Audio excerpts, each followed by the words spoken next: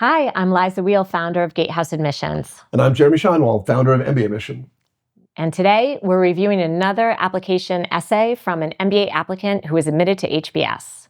If you want to follow along, use the link below to download a free copy of our book of successful HBS application essays. In our last video, we looked at Suzanne's business-minded essay. Now let's take a look at her leadership-focused essay. On day one of our annual team offsite, a small group of us are gathered around a shady bench on the Netflix campus, discussing how to minimize project scope creep. It was a pain point identified in our team pulse checks, a bi-weekly survey that I started. Upon joining my team, I noticed there weren't any outlets to raise work issues. At MBB, anonymous surveys allowed us to rate topics like work-life balance, impact, and growth opportunities. Management listened and responded to feedback, which made employees feel heard, and I wanted to create a similar experience at Netflix. Over the past year, the pulse checks have helped elevate issues that my coworkers may not have felt comfortable communicating upwards.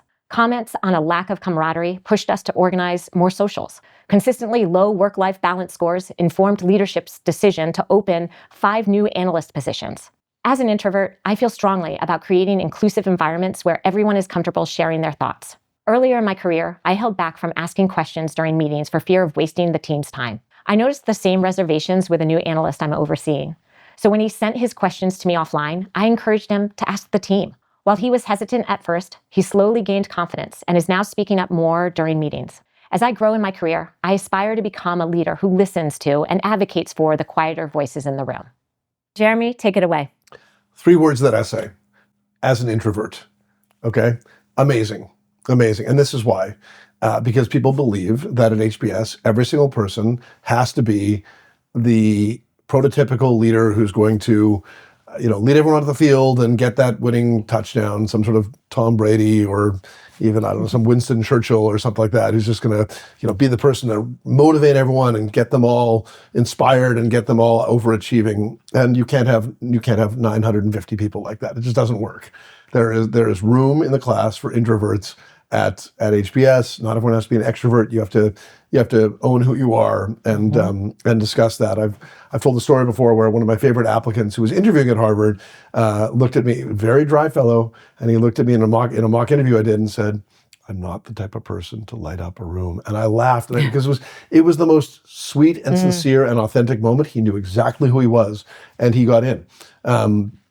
And I said, you can't run from that. So those 3 words are really meaningful. And I'm sure that many people who are introverts or just maybe, again, have a weakness or a flaw, try to hide from them or wallpaper over them or whatever. And she just owns it, and why not? There's nothing wrong with being an introvert. And she talks about how that was a challenge for her, and she wants to use it for good for another person, to be a better leader and to make sure that other people can contribute, and also to kind of like immediately sort of say like, well, I'm not quite saying it as blunt as that, but I'm not going to accept that. You're going to have to work at that from day one here. If you want to be effective in your career, I'm going to push you. I'm not going to accept second best from people around me. I'm going to push you from day one to offer more of yourself, because that's what I learned about myself. I needed that. The other piece about this is what a foil with essay 1, right? So essay 1, we're just like, wow, this person is driving change on a macro level across a world-leading company. Like, wow, like what a killer! Like this, she's just an incredible I'm surprised to learn that about her, right? Yes, totally. Right? I'm surprised to learn that her leadership is a quiet form of leadership, and it gives a totally different perspective to who she is, and kind of really illuminates how impactful she was in some ways, right. because she didn't do it through like, okay, hey, I'm here. Let's do this. I got the idea. It had to have been hard for her to go out there and advocate for her own ideas, but she saw the power of it and knew she was right. So love it. We're halfway through these 3 essays, because you've got something to say, of course, about this, but like I can see why someone would read this and be like, we got to read this person's, we got to interview this person. Yeah, I was surprised. I mean, she started this essay, just even this essay, about how she instituted pulse checks that she, had learned about when she was in management consulting. She brings them over to Netflix.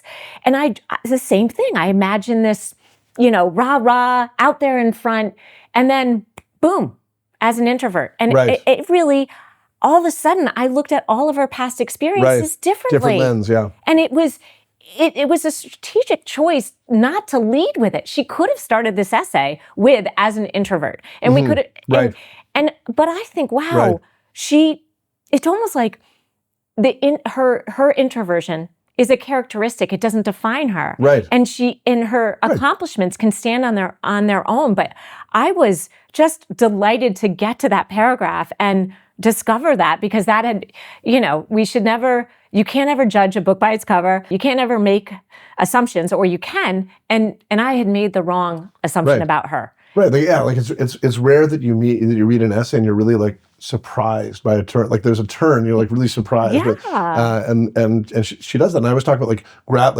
keeping the reader learning and grabbing and holding their attention.